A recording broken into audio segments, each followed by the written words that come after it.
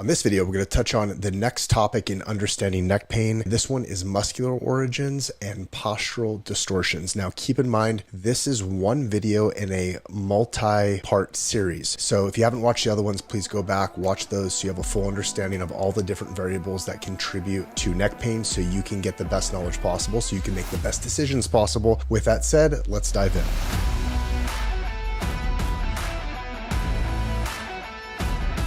Hey everybody, my name is Dr. Todd Pickman. I'm the clinic director of Gonstead Spine and Wellness here in Meridian, Idaho, and we are talking about the muscular origins of neck pain and postural as well. We're going to talk about two of these subjects in this video. This is one of a series of videos, like I mentioned before, so please check all those out. We're going to talk about the musculature of the neck first, how this is one of the pain generators. So I have a picture up here of the posterior musculature, the muscles in the back part of the body. It says posterior muscles / anterior. I'm going to show you a picture of anterior in a second. There's lots of muscles we can talk about throughout the back and the shoulders and all that, but the main one I'm going to talk about here, or just mention, is the trapezius muscle. So on the left of the screen, that's more superficial. So that's the muscle closest to the surface of the skin. You have your trapezius muscle that runs all the way up from the mid back, kind of like even the lower part of the mid back, and then it goes all the way up to the base of the skull. And then on the right side of this picture, you'll see a deeper cut of the muscles. You see these main muscles here, which you have the splenius capitis muscle. You have semispinalis, which is like a deep paraspinal muscle, meaning the vertical muscles that run next to the spine. One of the ways that we were taught to remember all of these muscles and various things in the body was to memorize little tricks. So one of them, our spinal anatomy teacher, Dr. Gonzalez, he taught us, "I love spicy girls." And it was really three things. It was iliacostalis longissimus spinalis, from outside to inside on the paraspinals. And if you look at this picture right here, you have iliacostalis longissimus spinalis. So I love spicy girls. That's how we remember that. That just popped into my head. Had to share that. Other posterior muscles we're looking at are these other ones that I talked about, the splenius capitis, the splenius cervicis, levator scapula comes off the top of the scapula and goes all the way up to the upper part of the neck. These are things that can create muscle pain, neck pain. Okay, someone can say my neck hurts and it's of muscular origin. The question is, why are those muscles causing pain? We're going to cover that. We're going to talk about that. It's not just you need to get a massage. That's not the answer. Is massage helpful? Absolutely, can be, but you have to be addressing the other components that are the cause of the problem, or you're just going to be like a dog chasing your tail. You're going to always be having to dig in these muscles, never getting any sort of resolution at all. This is, again, that deeper picture of all the paraspinal muscles that I love spicy girls. And then we go to the next one. Now this is the side and front of the neck. This big old muscle right here is called the sternocleidomastoid, SCM. All these muscles are named these funny names, but they really are just named on where they originate from and where they attach to. This is on the sternum and it attaches to the clavicle, so it's sternocleidoid, and then it goes up to the mastoid process of the skull. That's why it's called the sternocleidomastoid, SCM. Big old muscle in the front, and behind the SCM, you'll see these three vertical kind of diagonal bands of muscle. Those are your scalenes, massive generator of neck pain. Can't tell you how many people we teach how to release the scalene, and it takes away this deep neck pain that you can't seem to ever get to. Those muscles can be involved. And then in the front of the neck here and deeper to these, we have these more superficial muscles that attach to the hyoid bone, which there's a little bone right there in the throat area by your thyroid cartilage. And deeper to that, we have the deep neck flexors. So longus capitis and longus colli. These deep neck flexors we're going to talk about a little bit further in here when we get to posture, because as the head drifts forward more, as someone has a forward head shift, forward head translation, text neck, upper cross syndrome, these are things that we'll touch on here in just a second. Those deep neck flexor muscles are not activated. They are oftentimes weak. By allowing them to be weak, they are weak and they are lengthened. When they are shortened, it helps balance the head over the lower part of the neck, which is where we should be aligned here. We want to have vertical alignment. The more the head drifts forward, the more mechanical stresses act upon the discs, the vertebra, and the musculature. One of the best analogies that I heard is as the head comes forward, it's almost like the reins of a horse. Imagine pulling these reins, and those reins are the muscles, and it's hanging on for dear life, trying to hold that head from drifting more and more forward. So those muscles are going to get very tight. Oftentimes they're also very weak. That's an interesting concept, is that muscles become tight not necessarily because you exercise them a lot. That can happen too. But muscles oftentimes become tight because they are weak. And so because they're weak and they don't have strength to the muscle tissue itself, the way that it attempts to do the job of connecting point A to point B and maybe limiting excessive movement or abnormal postural types of movements is it will become rigid, it will become stiff, hypertonic. These are all words for this. And then you'll have things called trigger points. Trigger points are little sections of the muscle that are not really functional. They're not contractile. Muscle tissue is a contractile tissue, meaning it contracts and it overlaps. If you look at it in a zoomed in picture, there are layers of fibers that cross over when you go into a muscle contraction. And when you have a trigger point, the trigger point doesn't allow that to happen. So you'll have these little dysfunctional nodules throughout a muscle. And those trigger points need to be worked on. They need to be released. And there's ways of doing that. I'm going to touch on that in just a second. Then this next one here, this is called upper crossed syndrome or upper cross syndrome.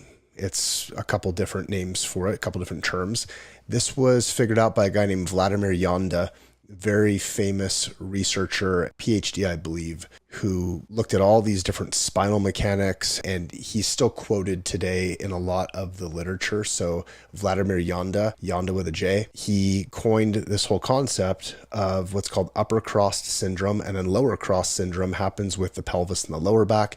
We talk about lower cross syndrome in another video that we do when we were investigating all the different reasons people can have hip pain. So make sure you watch that one. That's a great deep dive on different causes of hip pain. But in this one, upper cross syndrome, what that means is if you look at the diagram, there's an X here. It says weak and weak. So if you follow that line, each muscle in that line is weak. So the deep neck flexors, those muscles I was just talking about, they're weak and they're lengthened. And then when you go over here, you see lower traps and stratus anterior. So those are muscles down here at the mid and lower part of the shoulder blade.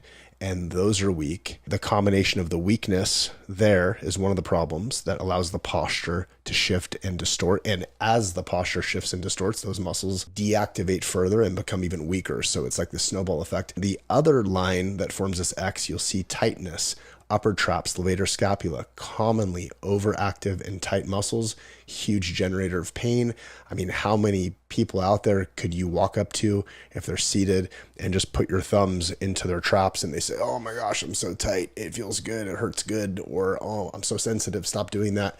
That's because those muscles are tight, overactive, oftentimes not very strong either. So there is a weakness component to there as well. So it doesn't mean that if a muscle is tight, you don't exercise it. It means you have to have good balance between the muscles. There's some protocols you may have to do to tone down that overactivity, but oftentimes it's working on the opposing muscles and getting that balance and making sure there's even strength and activation on both sides of the joint action or both sides of the joint. So essentially joint action, for example, like in the arm, your bicep curls this in. So this is the joint at the elbow, that's the hinge. And then your tricep on the back of your arm extends your arm.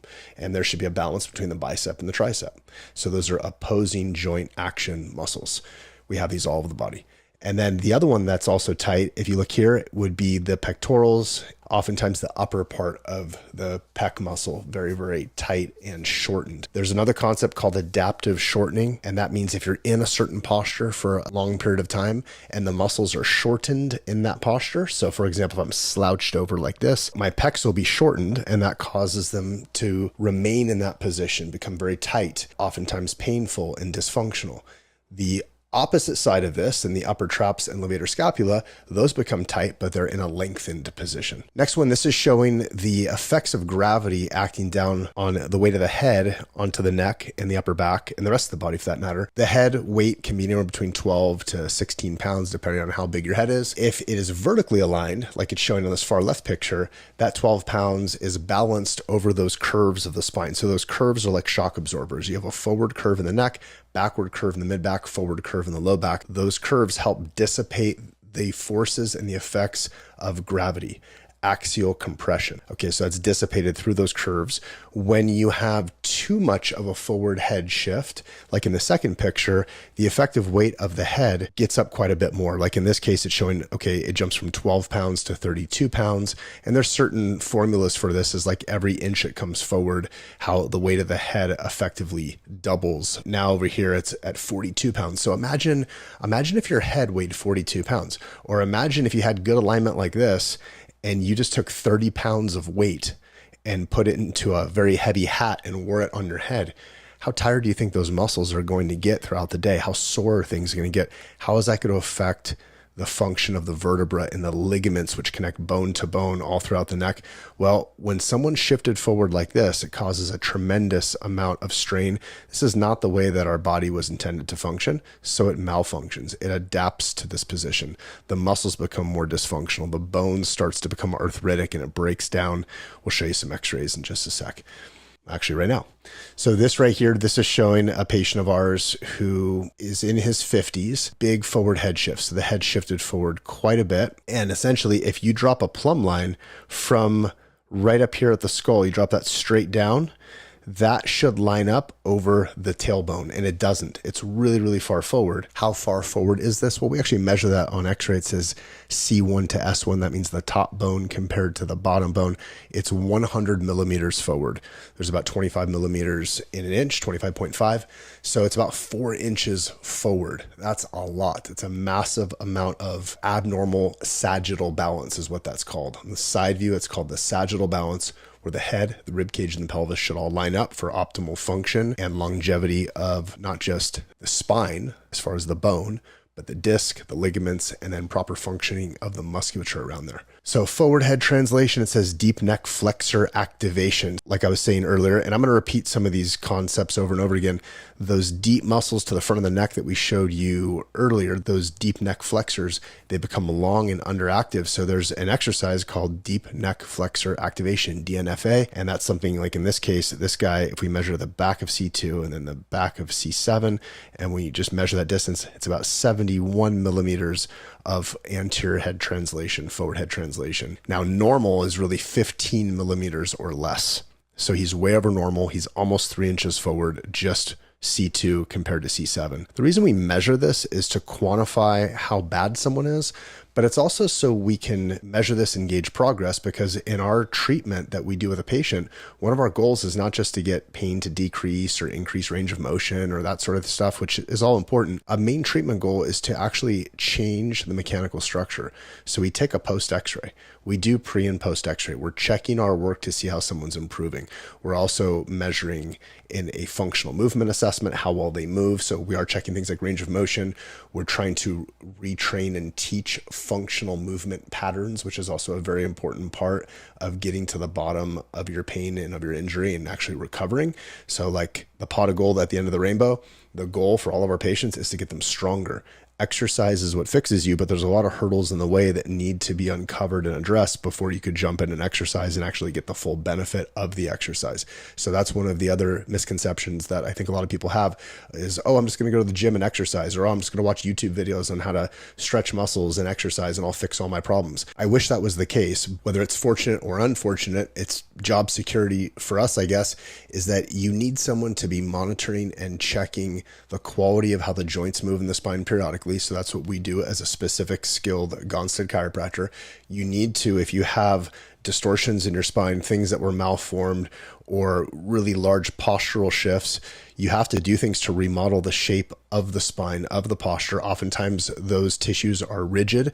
They're not going to change with just exercise alone, but they're going to need things like traction, which is basically load over a period of time with various fulcrums or machines to try to remodel the shape of the spine back into a corrected position. And these are things that we do ongoing because we're constantly battling the effects of gravity.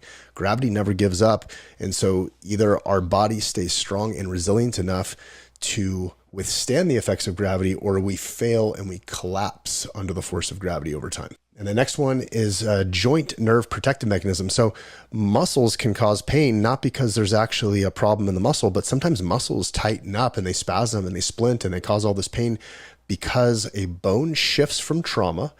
That's called subluxation. This is stuff that we covered in previous parts of this series. But a bone shifts from trauma, it gets stuck, it doesn't move properly. Well, that can create swelling in the joint, at the disc, at the facet joints in the back, which are the little posterior joints. It causes injury to the joint. The swelling then can irritate the nerve, or from a neurological protective mechanism standpoint, essentially your brain sees this as a damaged, injured area, and it reacts by splinting and tightening muscles, trying to prevent you from going into a movement that's going to further damage those important structures.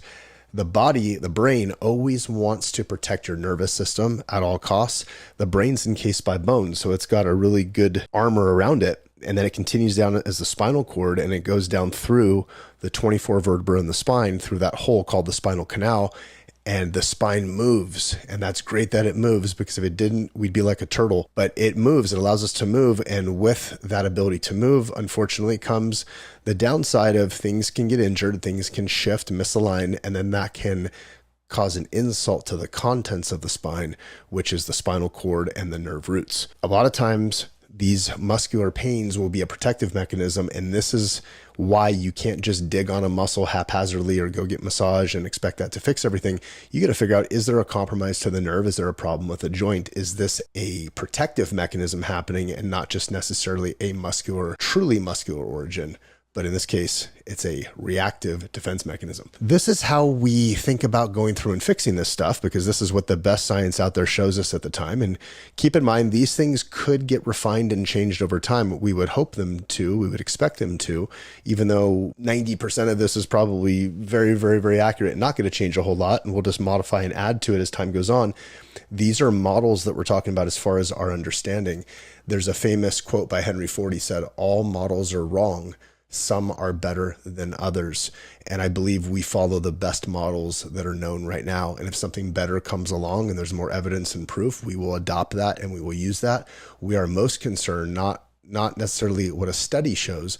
We're most concerned with how well we can see results with our patients. Very, very importantly, it's yes, we look at the evidence, we look at the research, but we also look at patient outcomes, we look at patient satisfaction, we look at results. Results matter most. That's why that's the tagline of our clinic. This right here is a model that we use throughout our clinic, and this is one of the things that would explain why we do what we do. Our goal is to get someone moving well, moving properly, functional, pain-free, and good quality joints, good quality tissue, muscles, longevity. That's our goal. Getting someone to move well, you have to say, why can't you move well? Well, there's 3 reasons someone can't move well.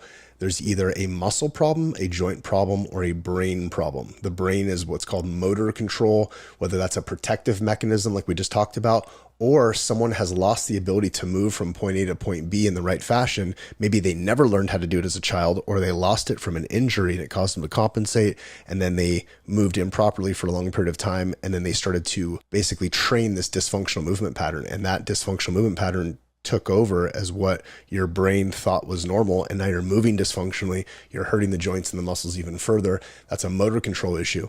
You can have, like I said, joint, muscle, brain. You can have a joint problem, so a joint shifts, gets stuck, misaligns, or there's damage to the joint. And then also musculature, which is what we're talking about right now, as far as how different muscles can get tight and they can be out of balance. They can be protective mechanisms. So that's why we can't move well, joint, muscle, brain. The way that we try to take someone through this process as far as retraining movement and fixing tissue problems, muscle tissue, that sort of thing, is mobilize, stabilize, and then pattern reinforce. So mobilize means what? First, you need to have mobility in tissue before you can create any sort of stabilizing effect. Of course, do all of that before you can take someone through a full healthy range of motion. So there's a order of operation as far as how to address these things. The mobility thing means you need to get the tissue moving. Now, how do you do that? This right here shows neck dysfunction, and it shows a bunch of little pictures in here. This is actually from a protocol or a program that we put together for patients and for clinics all over the country. They follow these protocols that we've built out because this follows this sequence, but it gives you an example of each exercise. It uses little tools. And ultimately, this is what gets the work to stick. Meaning if you use mobility tools or you're just stretching all the time, if you don't do something to pattern that movement and close the loop, so to speak, all that effort and all those things that you're doing to try to restore movement, decrease pain, it just never lasts. So your problems just remain. They come back over and over and over. And you're thinking, man, do I just have to dig on these muscles every single day until the cows come home or what? The way to actually pattern it and keep it healthy is to do loaded exercise, and good functional movement exercise. So there's certain movements in the gym that are very isolated that sometimes build bad habits. Movements such as using kettlebells, where you can move and you learn the skill of the movement. And if you can do that movement properly and you can load it while you're doing that exercise to work out and get stronger and embrace your fitness, you're also reinforcing good, healthy movement patterns and essentially capitalizing on all the work you did previously to dig in the tissue and mobilize it and get it moving and create good stability and all the stabilizing muscles. That pot of gold at the end of the rainbow, so to speak, is the functional movement that brings it all together. That's what keeps it in there long term. So that's the goal. But there is a order of operations. You can't jump to that last thing and be learning those exercises if your tissue is like leather, if it's so bound up that it's not going to move at all. So you have to desensitize the tissue. You got to tone it down. You got to get things moving better, desensitize some of the pain or discomfort that might be preventing you from moving. Now, keep in mind, pain is very subjective. It's something that you are defining based on what you're feeling inside of your brain. If it's, real sharp, searing, stabbing, burning, like those are things that to a certain extent you say, is this my body protecting me from damaging myself? Is this discomfort? Is it challenging because I haven't moved like this in a while? Those are things that whether you're out of state or somewhere else in the world watching this, talk to a trained practitioner that understands functional movement and they can coach you through this. If you're a patient of ours, this is stuff that we will cue you with. We will hone this in to make sure that we are doing something that's going to create a positive benefit and not an injury. So with that said, this right here, I'll just show you an example of different exercises and how you would address fixing these muscular pain or dysfunctional issues in muscle, the order of operations, and I'll make sense of it. So I'll take that concept of mobilize, stabilize, reinforce, and I'll just spell it out and I'll give you a little more detail of what stabilize means. So first off, there's a picture on the left using a neck trigger point tool. So that's a little tool that has these little probes on them. So like this neck trigger point tool, this is part of a home mobility kit that we provide for our patients. And this can be used to go and compress tissue. And then you can essentially pin and stretch and move through different ranges of motion. You can unlock a lot of movement. You can desensitize pain. It's called a neck trigger point tool. That's called focused mobility. So that's a very pinpoint little probe that you're pushing into muscles. And then you're desensitizing the pain in the muscle. And then you're moving through that to pin that tissue down and elongate it. All right. Also focusing like on the trigger points that we talked about earlier, those little dysfunctional sections of muscle. So that's that first. And then another one would be a J cane, Theracane, J cane, J hook. There's different names for it. There's a type of J cane that we like. It's really wide and we have protocols we put together with how to reach some of those hard to reach areas, and we're pinning and we're stretching, we're moving through it. It's just another form of like the neck trigger point tool, but you can get to areas that you can't get to with the previous tool. So those are still focused mobility. Then after you've gone through the focused mobility, then you can go through extensibility. Now you can start stretching a little bit. So hopefully that rocks your world a bit in the sense of you think, oh, well, I just start stretching right away every time I warm up to work out, every time I get up in the morning. You technically shouldn't be stretching first. You should be doing some sort of trigger point tool, some sort of global or focused mobility. Global would be like a foam roller. It's very broad and it just compresses tissue and helps desensitize pain in a broader sense. Focused mobility is very pinpoint, like the trigger point tool, like the J cane. But then you can proceed to doing extensibility. This is called the 6-way neck stretch. Then after that, then we want to activate. We want to activate some of the musculature that's likely overactive in this pattern. There's certain patterns throughout the body that we can test for, but we can also assume that most people probably just have this. Almost everyone has weak, deep neck flexors. They can almost always benefit from going through these types of activation exercises. The way you'll know if you don't need it is when you go through the exercise, it's just very, very easy. There's no challenge to it. Deep neck flexor activation, you start off where you're laying face up. you're chin tucking, you're lifting your head up off of the floor. And most people will just shake profusely because you're isolating those deep neck flexors, and people are so weak, they'll just shake out of weakness. You then progress that to building up more tolerance to that, more stamina. Then you progress to doing it against resistance. You have a resistance band holding your head back, and then you're trying to chin tuck and lift the head against resistance, really isolating the proper muscles. And then after that, you're going to do that pattern reinforcement. So the pattern reinforcement, this is called T-bar bobblehead, where we take a band, we pull it across the body to press the shoulders down. So now we are activating good shoulder stability, scapular stability, and then simultaneously we're trying to totally relax our neck and then roll our head side to side. Well, why do we do that? Because a movement pattern that gets broken with having all this constant neck tight musculature is that our neck muscle movement and our shoulder movement should be able to operate independent of one another. In other words, when you go reach to pull something out of the shelf, you should not have to contract all the musculature in your neck and tighten everything up. But a lot of people move like that, and they have that malfunction. So as they're moving throughout the day, they're constantly overactivating muscles in the neck that should just be able to be nice and relaxed. And so you have to rebuild that pattern of having the separation between the neck movement and the shoulder movement. This is one of those little hacks, which is a pattern reinforcement exercise.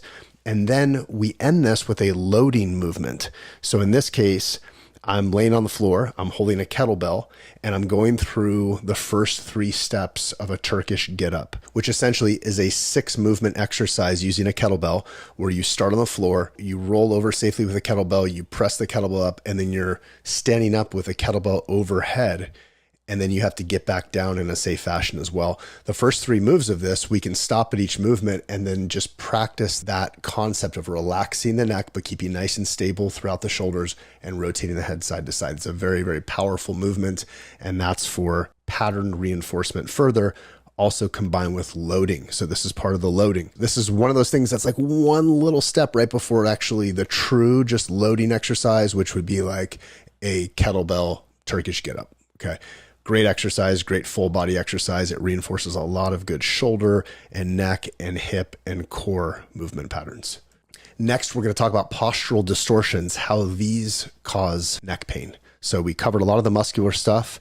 We're going to talk about how abnormal posture causes this. And there's overlap between a muscular issue and a postural distortion. I covered some of that just a second ago. So on the side view, sagittal balance, that's that concept I touched on a few minutes prior in this presentation, where the head, the rib cage, and the pelvis should all line up. This is a pre and post x-ray of a female patient in her early 20s, late teens. She has a thoracic hyperkyphosis, so meaning too much curve in the mid-back. Should be a mid 40-degree curve, which is ideal. She has about a 70-degree curve, and then it reduces down to a 50-degree curve.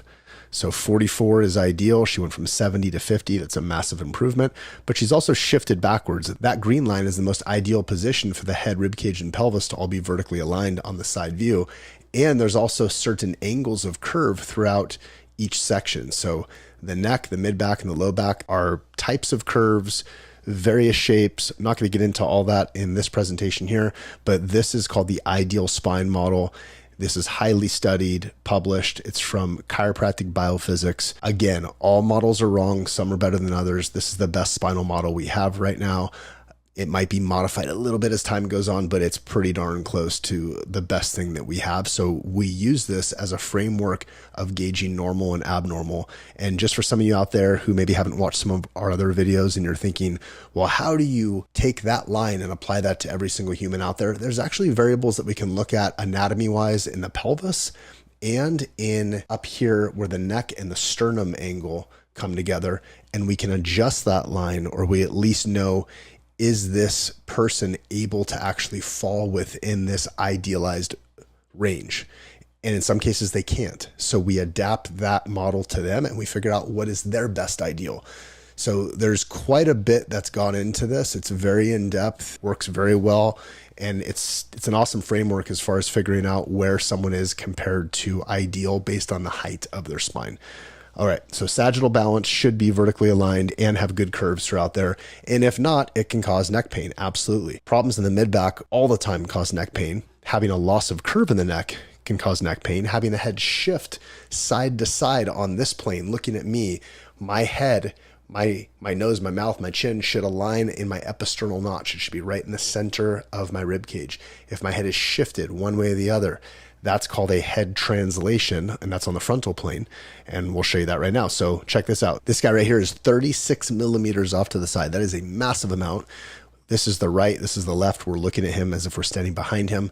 The left shoulder, if we had it in view, would be elevated up. So sometimes if you've ever noticed on yourself or maybe someone else you look at where a shoulder's hiked up, oftentimes the shoulder will be hiked up, the head is shifted over. So if the head shifts to the right, the left shoulder elevates. That's a normal expected pattern in a head translation like this. And that's a massive amount of head translation. That's over an inch. Normal amount of head translation, maybe 3 millimeters or less. More than 3 millimeters, it can start to be an issue. This is a big issue. It's going to cause asymmetry in the musculature. Imagine how stretched those muscles are on the left side and how shortened the muscles are on the right side. So all that asymmetry is going to cause an abnormal load from side to side on the muscles and can cause pain. So posture now goes back to muscle, goes back to pain. And gravity's loading this asymmetrically. So it's causing the joints to actually have to bend in that shift. So it shifts, but those joints actually bend or rotate this way, and then gravity pushes down and it asymmetrically loads those spinal joints. The facet joints in the back are going to be loaded more on one side versus the other. So for example, right in here, like C3, C4, that left facet's going to be loaded super hard because it's on the concavity of the curve, while over here on the convex side of the curve, that's where those facets are going to be separated, but the musculature in here is going to be stretched. Okay, so you can see what the pain generators are.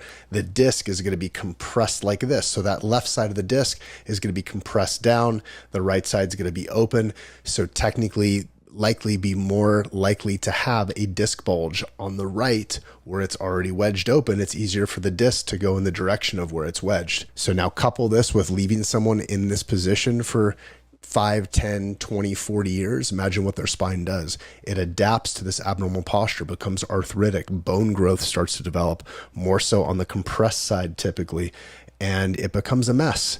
So catching this as soon as possible is super important. Seeing this in your kids is super important. What age do we x-ray kids and look at this? Typically 3 years and up, but you can spot abnormal postures just looking at your kids. Look to see if one shoulder looks elevated or if their torso shifts to one side versus the other. This can be driven by a leg length inequality, a short leg. We talked about that in depth in the video we made on causes of hip pain. And this is a post x-ray where he dialed back almost dead on. So that's a really good change. This was a pre and post after 3 months. That's a typical time frame of when we would take a post x-ray. This is definitely an above average change. It changed quite a bit, which is great. But we do expect to see measurable change in a 3-month time frame. And it really matters how long someone's had the problem, how aggressive they were able to follow through with their treatment protocols as far as coming in for visits in office, doing their home protocols. There's home care that we assign for our patients. And this next one is curves. So we're looking at the side view. That green line is the normal healthy curve where the top bone C2 would align over C7. In this case, C2 is way out here. So it's way forward. So it's a forward head shift and the shape of the curve is super abnormal. You should have extension in all the joints all the way up in the cervical spine, and down here it's flexed or kyphotic.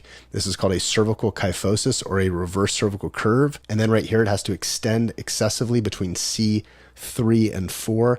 That extension angle tells me that not only is it compensating really hard, but for it to angle that much, such a great degree, the ligaments around those bones, remember ligament connects bone to bone, those ligaments have to actually have been stretched and deformed to allow that much angulation at one spinal joint. So this would also be classified as a spinal ligament injury, and doing bending x-rays, flexion and extension x-rays are going to uncover how this thing is moving, bending the head forward and bending the head back. This right here is another configuration of an abnormal cervical curve. You can see this is 2, 3, so 4, 5, and 5, 6 joint spaces or discs. The bone is very abnormally shaped. There's this big spike in the front, spike here, increased whiteness, which means increased bone density. The body is responding to this mechanical stress. So it's very flat and straight, and it's harshly reversed This is a very bad reverse cervical curve. Just to put this in perspective, the normal curve for the neck should be a negative forward bending curve. So the way that it's measured mathematically, it's a negative forward curve. It should be about a 30 to 42 degree curve is a really good amount of curve, functional curve. And then C2 and C7, the top bone and the bottom bone, should be vertically aligned. In this case, it's a positive curve, positive 17.7, which is about 140% plus loss of curve. If it was a 0 degree curve, that would be 100% loss. When it starts to reverse and go in the wrong direction, now it becomes over a 100% loss of curve. It's a very serious thing. This is going to be a predictor for problems with disc herniations, nerve compression, potential future need for fusion surgeries, all kinds of stuff. And currently at this moment, just in this position at this moment, the brain is up here inside of the skull. It continues as the spinal cord. The spinal cord runs down the space behind all those dashed lines, which is the hole in the spine, the spinal canal. And then nerves branch off in between each one of those spinal joints. Those are called spinal nerve roots. And then this runs all the way down into the lower back, and then it branches off into more and more nerves that go down the legs and all over. And every cell, tissue, and organ of the body is controlled by branches of those nerves. So when the neck is in this sort of position, the spinal cord has to stretch and deform. The spinal cord operates best when it's not under tension. Nerves don't function well in general when they're under tension. They should be nice and relaxed, almost like an accordion.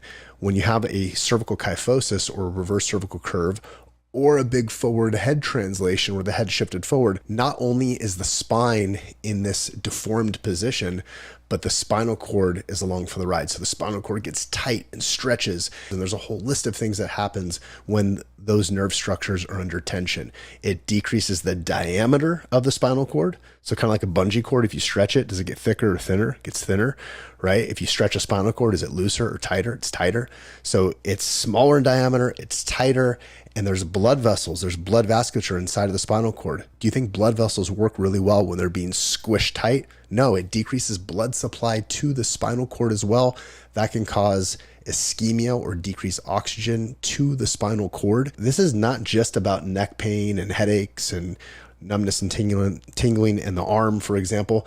This really affects overall health. It can affect anything and everything in the body because your neck is truly the bridge between the brain and everything else in the body. And if that bridge right there has a major problem, or that bridge is down, how are those signals going to get from the brain everywhere else? The answer is they really can't. They can't do it very well, that is. The goal is to catch someone before they get to the point where the bone is this deformed. Can we change something like this and improve it? In most cases, yes, you can improve it. Can you get it back to normal? No, because the bone is not normal anymore. But I would recommend that if you are a candidate for this type of care, you do everything possible to try to maintain good spinal hygiene and try to improve this. And it's really teaching you habits and things that you need to be doing on an ongoing basis at home. Sure, there's a part that we do to start the process, to make as much changes as we can in office. There's specialized types of exercise to teach you, adjusting the joints that are stuck and fixated throughout that mess, and then taking you through traction, teaching you home traction. But there's essentially a curriculum of information for you to learn as a student. And once you learn this, you will know the formula that you can follow for the rest of your life so that you can move into that positive direction and work on trying to improve this, at the very least, slow the process down of degeneration and decay.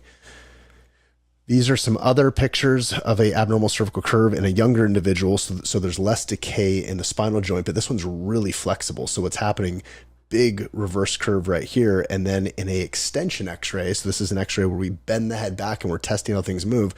There's excessive motion in the upper neck, very flattened and stuck and not moving in the lower neck. Usually this is where we're finding issues to be adjusting in the Gonstead method, in the cervical thoracic junction, the lower part of the neck.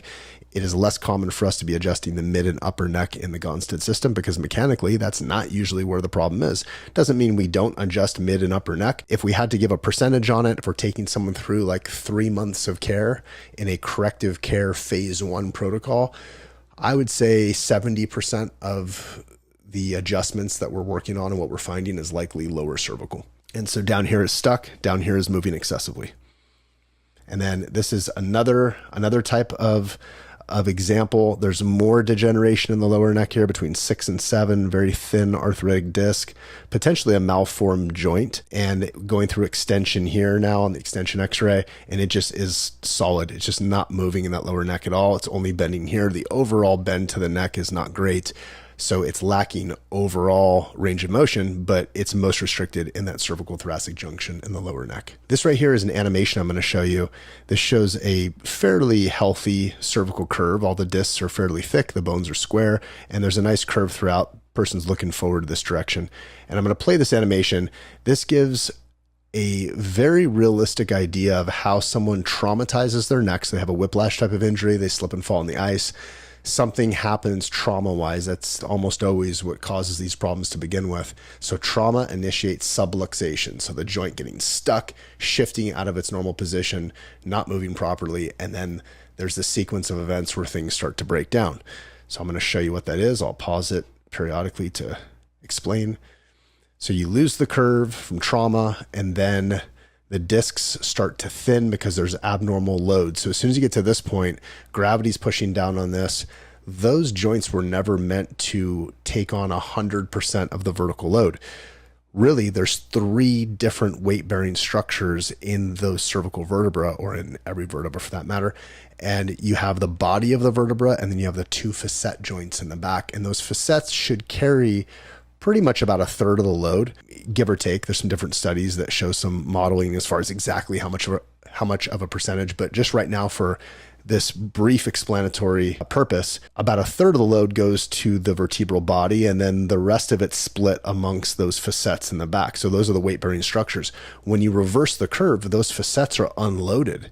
So there's not really anything compressing them all that much, and all the load goes into the body of the vertebra. There is a bone stress, bone remodeling law called Wolff's Law that we learn, and it says bone remodels to stress. So when there's increased mechanical stress, the bone remodels, it changes, it adapts, and the disc breaks down, it gets thinner, the bone starts to change its shape, it becomes arthritic. So there's bone spurs that grow, which are called spondylophytes. And then it starts to fuse together, and you see this is still moving, and it's slowly fusing together, and it's hard to discern one joint from the next, and it becomes just one mess.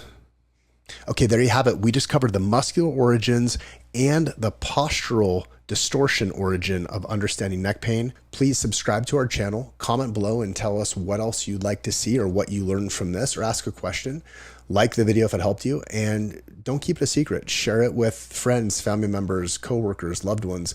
Someone else can benefit from this. Hopefully you benefited from this as well, but share this and understand this is one part of a multi-part series.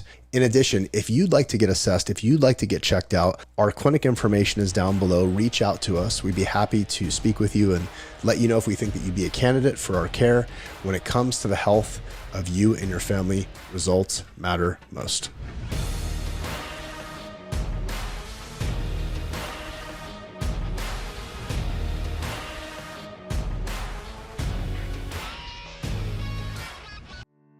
Video presentation by Meridian Gonstead Spine and Wellness of Meridian, Idaho. Our practice is dedicated to people suffering from neck pain, low back pain, tension headaches, migraine headaches, herniated discs, and leg pain such as sciatic.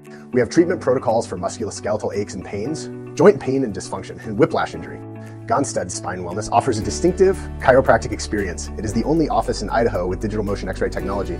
And this advanced imaging tool, combined with the Gonstead spinal analysis and necessary radiographs, enables precise identification of spinal issues. We provide safe and effective Gonstead adjustments, corrective care through Chiropractic BioPhysics to enhance and sustain proper posture, and a 12-week transformation program. This program includes access to a comprehensive video exercise library for ongoing home support, ensuring long-term health and wellness. Call us at 208-888-6077, where results matter most.